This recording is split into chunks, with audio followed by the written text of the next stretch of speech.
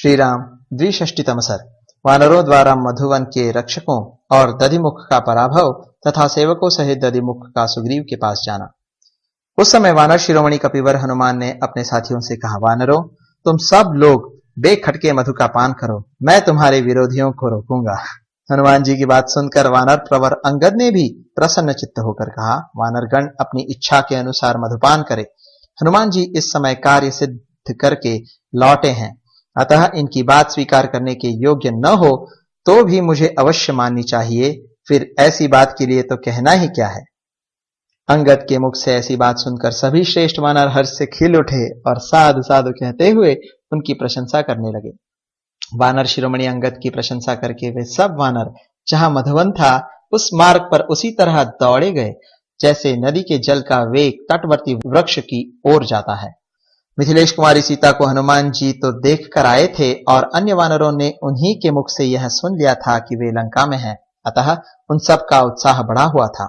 इधर युवराज अंगद का आदेश भी मिल गया था, इसलिए वे सामर्थ्यशाली सभी वानर वन रक्षकों पर पूरी शक्ति से आक्रमण करके मधुवन में घुस गए और वहां इच्छानुसार मधु पीने तथा रसीले फल खाने लगे। रोकने के लिए अपने पास आए हुए रक्षकों को वे सब वानर सैकड़ों की संख्या में जुटकर उछल उछल कर मारते थे और मधुवन के मधु पीने एवं फल खाने में लगे हुए थे। कितने ही वानर झुंड के झुंड एकत्र ही वहां अपनी भुजाओं द्वारा एक एक द्रोण मधु से भरे हुए छत्तों को पकड़ लेते और सहर्ष पी जाते थे। अब इस पे एक टिप्पणी है, एक द्रोण 8 आढ़क या 32 सेर के माप को द्रोण कहते हैं। यह प्राचीन काल में प्रचलित था। अब आगे, मधु के समान पिंगल वर्ण वाले वे सब वानर एक साथ होकर मधु के छत्तों को पीटते, दूसरे वानर उस मधु को पीते और कितने ही पीकर बचे हुए मधु को फेंक देते थे। कितने ही मदमत्त हो एक दूसरे को मोम से मारते थे और कितने ही वानर वृक्षों के नीचे डालियां पकड़कर खड़े हो गए थे। कितने ही वानर मद के कारण अत्यंत ग्लानि का अनुभव कर रहे थे। उनका वेग उन्मत्त पुरुषों के समान देखा जाता था। वे मधु पी पी कर मतवाले हो गए थे, अतः बड़े हर्ष के साथ पत्ते बिछाकर सो गए। कोई एक दूसरे पर मधु फेंकते, कोई लड़खड़ा कर गिरते, कोई गरजते और कोई हर्ष के साथ पक्षियों की भांति कलरव करते थे।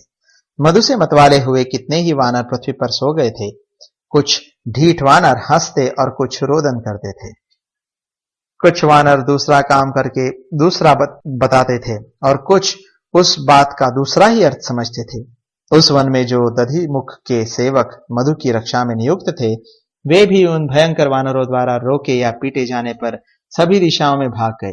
उनमें से कई रखवालों को अंगद के दल वालों ने जमीन पर पटक कर घुटनों से खूब रगड़ा और कितनों को पैर पकड़कर आकाश में उछाल दिया था अथवा उन्हें पीठ के बल गिराकर आकाश दिखा दिया था। वे सब सेवक अत्यंत उद्विग्न हो दधिमुख के पास जाकर बोले, प्रभो, हनुमान जी के बढ़ावा देने से उनके दल के सभी वानरों ने बलपूर्वक मधुवन का विध्वंस कर डाला। हम लोगों को गिराकर घुटनों से रगड़ा और हमें पीठ के बल पटक कर आकाश का दर्शन करा दिया। तब उस वन के प्रधान रक्षक दधिमुख नामक वानर मधुवन के विध्वंस का समाचार सुनकर वहां कुपित हो उठे और उन वानरों को सांत्वना देते हुए बोले, आओ आओ, चले इन वानरों के पास। इनका घमंड बहुत बढ़ गया है। मधुवन के उत्तम मधु को लूट कर खाने वाले इन सबको मैं बलपूर्वक रोकूंगा। दधिमुख का यह वचन सुनकर वे वीर कपिश्रेष्ठ पुनः उन्हीं के साथ मधुवन को गए। इनके बीच में खड़े हुए दधिमुख ने एक विशाल वृक्ष हाथ में लेकर बड़े वेग से हनुमान जी के दल पर धावा किया। साथ ही वे सब वानर भी उन मधु पीने वाले वानरों पर टूट पड़े। क्रोध से भरे हुए वे वानर शिला, वृक्ष और पाषाण लिए उस स्थान पर आए जहां वे हनुमान आदि कपिश्रेष्ठ मधु का सेवन कर रहे थे। अपने ओठों को दांतों से दबाते और क्रोधपूर्वक बारंबार धमकाते हुए वे सब वानर उन वानरों को बलपूर्वक रोकने के लिए उनके पास आ पहुंचे। दधिमुख को कुपित हुआ देख हनुमान आदि सभी श्रेष्ठ वानर उस समय बड़े वेग से उनकी ओर दौड़े। वृक्ष लेकर आते हुए वेगशाली महाबली महाबाहु दधिमुख को कुपित हुए अंगद ने दोनों हाथों से पकड़ लिया। वे मधु पीकर मदांध हो रहे थे, अतः ये मेरे नाना है ऐसा समझकर उन्होंने उन पर दया नहीं दिखाई। वे तुरंत बड़े वेग से पृथ्वी पर पटक कर उन्हें रगड़ने लगे। उनकी भुजाएं, जांघें और मुंह सभी टूट फूट गए। वे खून से नहा गए और व्याकुल हो उठे। वे महावीर कपिकुंजर दधिमुख वहां 2 घड़ी तक मूर्छित पड़े रहे। उन वानरों के हाथ से किसी तरह छुटकारा मिलने पर वानर श्रेष्ठ दधिमुख एकांत में आए और वहां एकत्र हुए अपने सेवकों से बोले, आओ आओ, अब वहां चले जहां हमारे स्वामी मोटी गर्दन वाले सुग्रीव श्री रामचंद्र जी के साथ विराजमान है। राजा के पास चलकर सारा दोष अंगद के माथे मढ़ देंगे। सुग्रीव बड़े क्रोधी है, मेरी बात सुनकर वे इन सभी वानरों को मरवा डालेंगे। महात्मा सुग्रीव को यह मधुवन बहुत ही प्रिय है। यह उनके बाप दादों का दिव्य वन है। इसमें प्रवेश करना देवताओं के लिए भी कठिन है। मधु के लोभी इन सभी वानरों की आयु समाप्त हो चली है। सुग्रीव इन्हें कठोर दंड देकर इनके सुहृदों सहित इन सब को मरवा डालेंगे।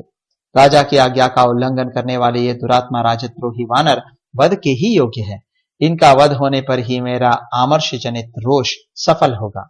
वन के रक्षकों से ऐसा कहकर उन्हें साथ ले महाबली दधिमुख सहसा उछलकर आकाश मार्ग से चले और पलक मारते मारते वे उस स्थान पर जा पहुंचे जहां बुद्धिमान सूर्यपुत्र वानर राज सुग्रीव विराजमान थे। श्री राम, लक्ष्मण और सुग्रीव को दूर से ही देखकर वे आकाश से समतल भूमि पर कूद पड़े।